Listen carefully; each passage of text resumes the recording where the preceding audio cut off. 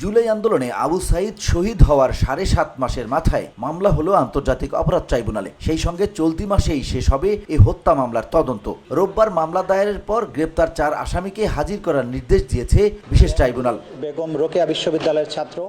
আসামিদের মধ্যে ২ জন পুলিশ সদস্য, একজন শিক্ষক ও একজন নিষিদ্ধ ছাত্রলীগ নেতা। তারা হলেন এসআই আমির হোসেন, কনস্টেবল সুজন চন্দ্র রায়, বেগম রোকেয়া বিশ্ববিদ্যালয়ের সেই সময়ের প্রক্টর শরীফুল ইসলাম এবং বিশ্ববিদ্যালয়টির তদানীন্তন ছাত্রলীগের সাধারণ সম্পাদক এমরান চৌধুরী আকাশ। ছাত্রলীগের বেগম রোকেয়া বিশ্ববিদ্যালয়ের তদানীন্তন সাধারণ সম্পাদক, যারা এই হামলার সাথে সরাসরি সম্পৃক্ত ছিলেন, তারা আরেকটি মামলায় গ্রেপ্তার হয়ে জেলহাজতে আছেন। তাদেরকে আন্তর্জাতিক অপরাধ ট্রাইব্যুনালের মামলায় গ্রেপ্তার হিসেবে প্রদর্শন করার জন্য আজকে আমরা একটা আবেদন করেছিলাম। আদালত সেই গ্রেপ্তার দেখানোর আবেদন মঞ্জুর করেছেন। আগামী ৯ এপ্রিল তাদেরকে এই ধুলো, ময়লা ও ক্ষতিকর ধূলিকণা থেকে নিমিষেই মুক্তি দেয় চৌধুরী এয়ার পিউরিফায়ার। এর শক্তিশালী সাকশন ঘরের কোনায় কোনায় লুকিয়ে থাকা সকল ধুলা টেনে ফিল্টার করে এবং বের করে আনে নির্মল ও স্বাস্থ্যকর হাওয়া।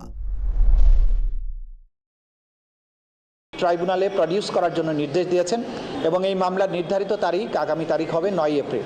৯ এপ্রিলের মধ্যেই আমরা আশা করছি আবু সাইদের ঘটনার তদন্ত রিপোর্ট এই আদালতে দাখিল করা সম্ভব হবে।